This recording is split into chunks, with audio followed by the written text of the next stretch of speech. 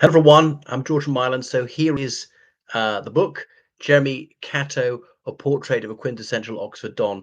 I do recall speaking to him twice. Catto, I once mispronounced it Cato in my first soiree with him, who was a fixture at Oriel College for over 4 decades. So he was a fellow there, a tutor in history. Not sure he rose to any other titles, really, not professor or anything, had all sorts of roles. So, Portrait of a Quintessential Oxford Don by David Vaiani, one of his pupils. So, I also knew David, a most agreeable chap, rather over exuberant in some important policy meetings of Oxford University Conservative Association. But apart from that, nobody could say a bad word about him. And there's scarcely a bad word to say about Jeremy Catto in here. So it's engrossing, it's very detailed, it's thoroughly researched, it's got quotations from plenty of sources, but it doesn't overdo them. They're not overly long. They're sometimes woven into the narrative. It's got a forward by Sir Alan Duncan. And I recall when Dr. Catto retired from Oriel, Sir Alan, who was then playing Mr. Duncan, MP, wrote this piece, and I spotted at the time. Now, Sir Alan Duncan actually went to St. John's College, Oxford, reading history, I think, but presumably tutored by Dr. Catto, who was at Oriel. And Catto himself had attended Balliol, end of 1950s, early to the 1960s. So it unearths things that Catto would rather that we didn't know. For instance, he got into trouble in his as a finalist when he was found to have purloined books from Blackwell's worth £30. And like in 1960 values, that'd be like thousands of pounds. And so he was rusticated, but he'd rather cover that one up. Completely uncharacteristic moment of madness. I think he didn't do it once. He was selling them on to raise funds for himself. So there's some reminiscences from David Vaiani, his meeting him. It gives enough context because obviously there might be some general readers, people who want to know about Oxford, Dons, and so forth, and not just those who knew him. But it's a labour of love, as Vianney says himself.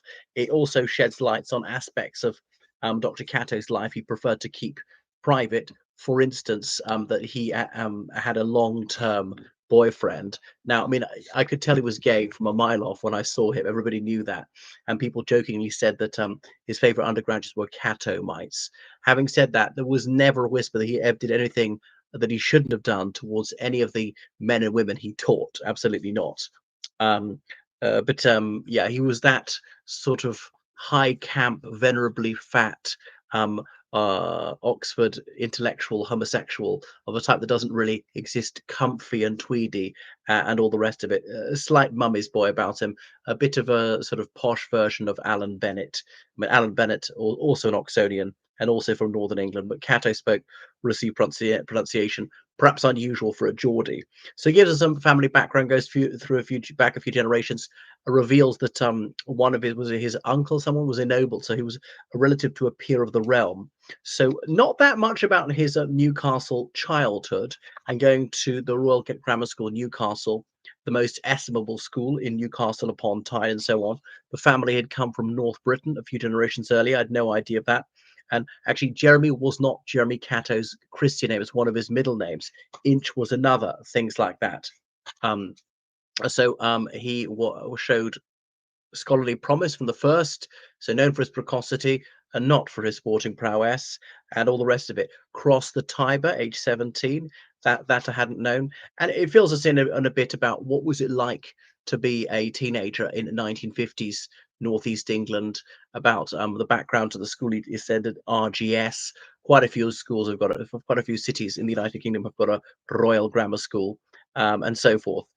Yeah, so what he was up to as an undergraduate at Balliol and so on. So it's got pace, it's engrossing in places. Obviously, got a few criticisms. It's occasionally a bit repetitive. It says how he compartmentalized his life, and it repeated the word compartmentalized a few times, as in, so he was really committed to his college, and even in the noughties, he was still living in, which is almost unheard of, apart from for the head house. If you didn't go to varsity, you wouldn't know this, that the Oxford colleges, they've all got a head house, but there's a different title according to the college. It's warden of whatever Merton is provost of Oriel. Got that right? Master of Univ, rector of Lincoln, dean of Christ Church, president of Trinity. principal of Lady Margaret Hall, and so forth.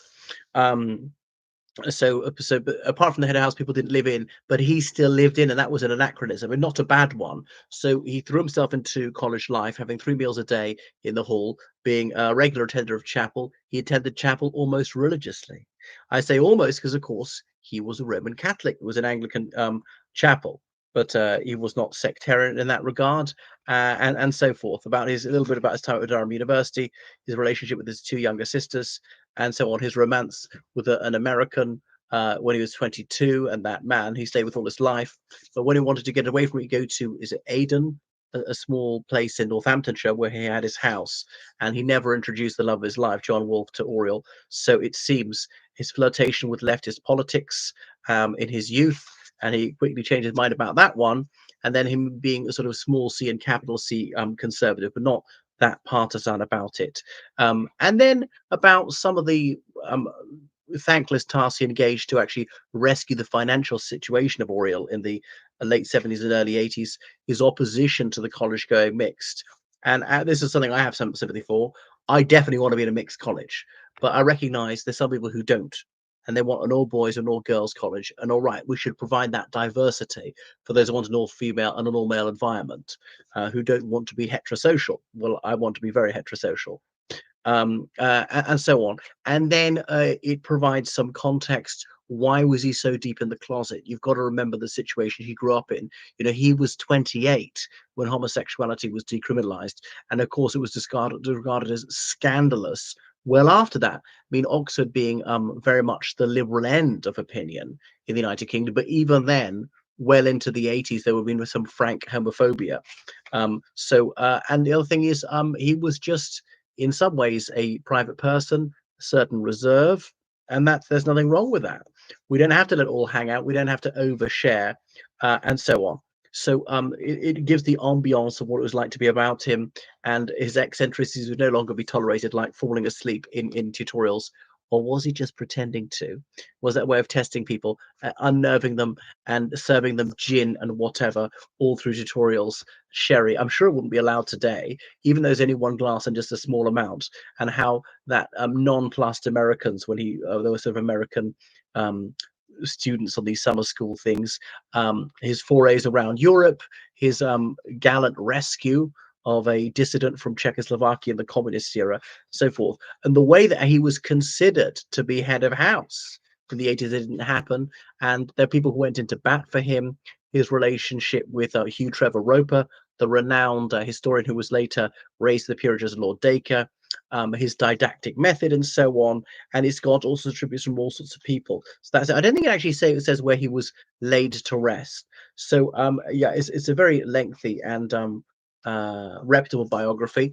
It also examines some of the criticisms of him, people saying he was misogynistic, or was he snobby, and so on. So that I also appreciated that it wasn't too one-sided, even though to some degree this is a hagiography. David Vaiani, he makes no bones about it. He's an outspoken admirer of um, Dr. Catto, but he's willing to give space to those who have a less laudatory view of him.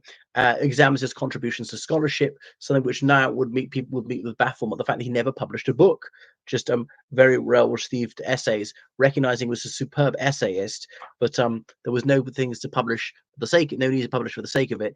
Didn't have this Stachonovite attitude to publication that have to produce reams and reams of bump, even if he thinks it's third rate, simply regurgitating or reformulating other people's work. There has to be some sort of novelty. What's the discovery? If it's a well worked over field, there's no need to repeat what others have said. So it wasn't reinventing the wheel. And some photos have been a very, very different era when he was slim and so on. And there he is, like quite the dandy. Okay. And that he did have close female friends. They weren't girlfriends in any sense, and so on. So I remember being in with Marcus Walker in his rooms in Oriel, and he suggested he introduced me to Dr. Catto, and he phoned him up one evening, and I heard Catto's voice, "Yes, my dear," and nobody would say that these days. Not that there was anything inapposite about him calling him my dear. And though he was dean, I still forgot that title. but he was no disciplinarian, and he seems to be an angel of mercy. No record of him being firm with people or ever having people sent down or I think even rusticated. He did tell me what they think they had to rusticate Oppenheimer. I think I heard that one from the horse's mouth. But goodness, because sometimes mercy is not the right thing. Sometimes people need to be severely punished. And what's the other? Oh, I learned the word precarity from this. And then he was involved in the Canning Club, which is sort of a conservative essay and discussion club. And I went in 2005. It was just after Robert Jackson, Conservative MP for Wantage, had defected to Labour, like about a month before he's due to stand down because an election was coming up. And I was going back to where I lived at the time, and he said, "Well, be careful on the slippery roads." Actually, I was going by train. One of my few conversations with him. Anyway, sorely missed. Lovely chap. Made a tremendous contribution. His self-effacement was obviously um, very decorous. Yeah, and that was it. So fondly remembered, had an enormously positive attitude to many people. Just flicking through it now, it jogs my memory and so forth. And so it's a very telling that his pupils chose to stay in touch with him as former pupils for decades afterwards, inviting him to stay in embassies when they were ambassadors and high commissioners and so forth, and some that went into banking. And of course, he thought this is good because they could show great liberality towards the college, which at times was almost stony broke. And then his collegiality, his fighting his corner for what he thought was the right curriculum. But when he lost the battle, accepting that with good grace and doing his uttermost to make sure that policies succeed, even when he disagreed with them. So he's very honourable in that regard. So yeah, that is Dr. Catto. They don't make him like that anymore. I'm afraid they both broke the mold when he was made. I'm wondering if it's still going actually, if the Canning Club is still going, as in named in on after the Honourable George Canning, that Prime Minister who died in office after about 3 months, also an Irishman. So and then he died in 2018 that summer. Had a memorial service, but I think was out of the country at that time. And then I'm not sure where he's laid to rest. I would love to find out. Pay tribute to him. Obviously, it was in St Mary the Virgin University Church across the road from Oriel where this took place. Um, Died, I suppose. One of the sad things for him was to hear at the time the Rose Must Fall movement trying to trash Oriel's proud heritage. And obviously, he didn't know in those days. Fortunately, Rhodes has stood tall. Well, thanks for watching my video. And I mean, how much was it? 18 quid or something like that. So yeah, I mean, I couldn't have titled it better myself. So he's just in a way what a Don is supposed to be. And I don't think he was living up to an image. He was completely authentic. Nobody dispute that. So plenty of praise for David Vaiani and only the mildest constructive criticisms. Thank you for watching and goodbye.